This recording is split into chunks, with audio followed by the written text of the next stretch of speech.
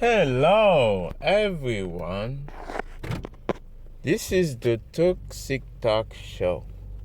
Now, let's talk about property right. You know, like property right, like any other right you have as a human being. Like human rights is kind of, there's a lot of holes into it, right? But property right is something you claim, like you proclaim. I don't think somebody can give you your right to something. You have to take it yourself. This is why I believe more into property right. If you want to own something, you have to go get it. You need money, then you have to go work and show up, and you got the money, right? So you need to show the work, and this is why I'm so confused with those people, doing proof of stake. It's like there's no show up, there's no proof of work. It's just like it's I'm confused.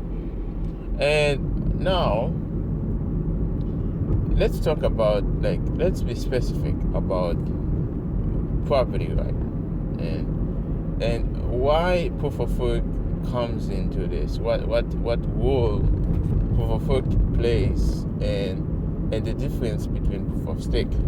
Okay, so in order for you to have property right, you have to make sure that it's non-confiscable.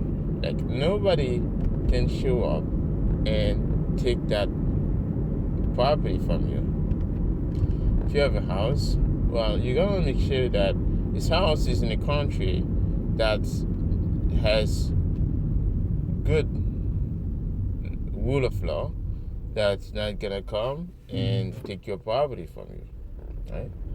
And in countries like US and most other countries like Canada and like Europe, you had, like 2 years ago, you have this situation where the government decided to say, hey, you're not allowed to charge for rent. Think about it. You own your house, you rent it, and now you're not able to charge people for rent. Like, I think in a few states that was the case, and it was the case in a few provinces in Canada. So you couldn't charge for rent. What the hell? Is that your house? Is that your property? Right? I mean, is that like, if let the free market say, okay, decide. At the time, I had a property. I was for rent, and I just lower the rent for my tenant at the time, because I know it was hard for them to go through this situation, and it was very tough for me too. So at the time, I didn't want to lose the tenants. So what I did, I said, hey, I'm gonna do a discount for you. I know it's hard time. You may be losing hours at work, right? You're making less money, and I'm gonna try to collaborate, right? That's what I did, and I lowered the price, so they didn't have to go through this socialist setup where they have to pay nothing and all those things. So at the place I were, there was no rule saying, oh, you shouldn't,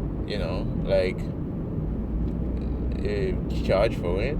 So what I did this, right? Because I understood I'm a human being, and I want my tenant to be successful. I don't want to, kick somebody out in those situations. Like, if I understand the case, right, it's not really your fault, right? If you just suddenly, get shut down by your government, you can't work, they say, hey, your work is not important, right? You remember when they were saying, oh, this is no essential workers, right? Those essential workers, they can keep going to work. But those ones who are not essentials, stay home, right? So I just did that discount for a while. And when things start to get back up, and I just returned the rent back to normal.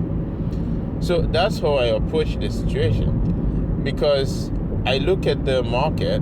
Because if I say, hey, I'm gonna keep my rent the same, somebody else, right, may call the tenant and get the tenant, right? And the free market will say, hey, I have a cheaper rent, would you come? And they will go. So instead of doing that, and now I would have to risk a few months without the tenant and having to doing all the cleanup, all the setup, it's all a mess. So instead of that, I just try to do it separate, different way. Now, this whole story, it came from the property right talk. So the property right? Should the government or somebody tell you what to do with your property if it's really yours, right? The proof that showed me at that time has shown me that the house in a country is not real property right. The paper you have in your hand is not a property right. It's not a proof of property right, because somebody can go over you and overshoot you out. So that's not a real proof of property right. So we need something harder. We need something stronger, something unbreakable, and something you can move with anywhere you want, in any other country you want. Something you can, that can hold its value. Yes, the house can hold its value, but can you move with the house? So, yes, the gold is, it's strong and it can hold its value, but can you carry it? Right? More than 10,000, if you go on an airplane with that, they take it from you. Right? So those are the hard concept.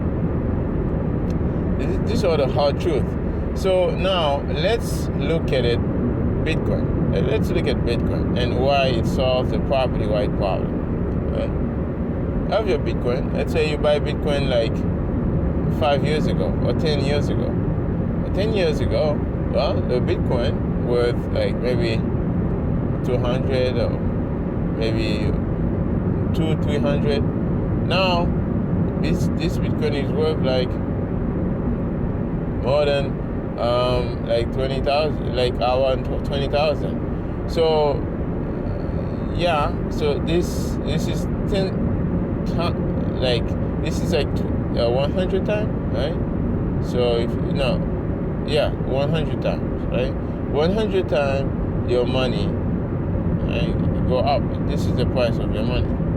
Now this is how things are collapsing against Bitcoin, right? Everything is collapsing against Bitcoin. So that's the way I look at it.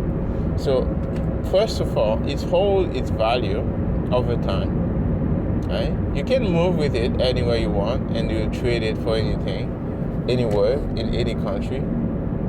That's over space. And it's strong, right? So nobody can fuck with it.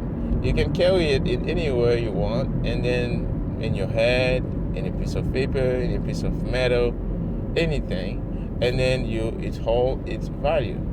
So this is what I call real property right.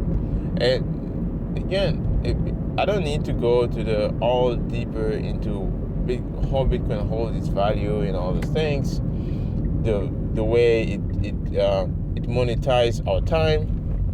Like right now, I'm doing this podcast as I never had the time to do this podcast, and I found a way to do it by just, when I'm going to work every morning on my car, right? So that's okay. Let me use this time to do the podcast. Now, if you find value into this podcast, you may go, hey, okay, I find the value. There was things I didn't understand. Now, I really get the idea. Now I understand better. So maybe I give this person some value back. You say you stream me some sats or something. Now this money you give me, right? I'm gonna use it to save, right? So this is a way of trading my time, right? So this is why I don't understand why some people don't really care about their property right. They don't care about the time. If you have to really care about that, because that's how you sustain yourself and your family. Otherwise, you will be dead. Uh, you will be, begging somebody for money. Like that's why, like so many people, uh, so vulnerable to the government because they're not smart enough to think about how they protect our energy. You've spent all this energy throughout your lifetime. Now you're waiting for government to give you, right, to allow you to retire. That's really stupid. I'm sorry, but it's really stupid. You're gonna take decision for yourself. You can't just rely. What if the government is gone? What if there's no more, like, this government doesn't exist by the time you retire, right? Like they ask you to retire at 65, and at the 65, do you think the value of this money gonna be there?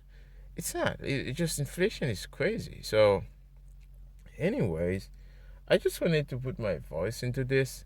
And guys, as you know, like I just said, you find value into something, give some value back. That's how I keep going. That's how I stay, strong and keep on, get be motivated and doing this. Anyways, there is a link below, and if you want to support us, support me, do so. Share the video, comment, subscribe. Yeah, and I love you guys. This was Spy Cover. I'll see you again.